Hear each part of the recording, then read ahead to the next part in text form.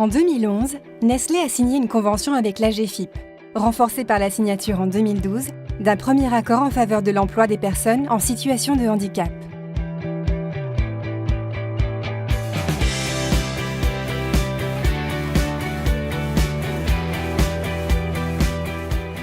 Quelle est la recette pour arriver à ce résultat?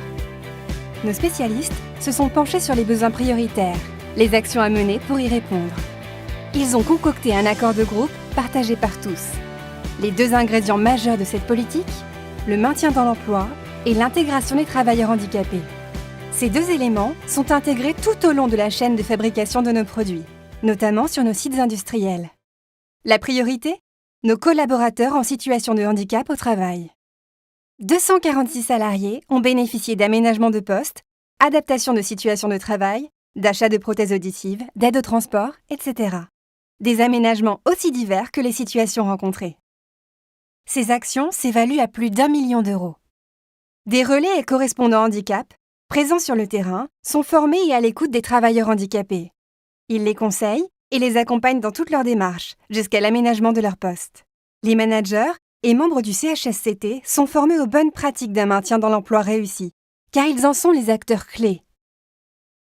C'est très bien tout cela, mais sinon, vous recrutez aussi des personnes en situation de handicap? Oui, Nestlé en France a régulièrement besoin de nouveaux collaborateurs. Sur le premier accord, nous avons embauché 70 personnes, sous tout type de contrat. Et pour ce qui est de la collaboration avec les EA et les ESAT, également engagés sur le sujet, Nestlé en France continue de développer le recours à des fournisseurs du secteur protégé et adapté pour des prestations aussi diverses que la logistique, le recyclage, la communication, le contrôle qualité sur nos lignes de production ou encore le service après-vente des capsules Nespresso. Beaucoup d'actions menées, mais pas toujours connues en interne. Alors justement, on communique pour que demain, nos actions se poursuivent et soient encouragées par tous.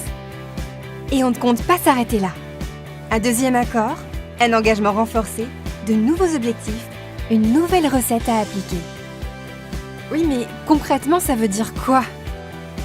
Des observatoires maintien à l'emploi, réalisés chaque année pour un meilleur suivi des salariés, des comités maintien site obligatoires, une hotline maintien à l'emploi à destination des équipes RH, ou encore accompagner le retour à l'emploi après une absence longue durée. Et vous avez des objectifs? Oui, bien sûr. Nous prévoyons de recruter 42 personnes en CDD-CDI et intérim de plus de 6 mois et 12 alternants ou stagiaires d'ici fin 2018. D'accord. Et comment vous faites pour trouver les bons candidats? Pour multiplier les recrutements et l'accueil d'alternants et de stagiaires, nous avons noué des partenariats avec des écoles cibles, des associations, des Cap Emploi et des agences d'intérim.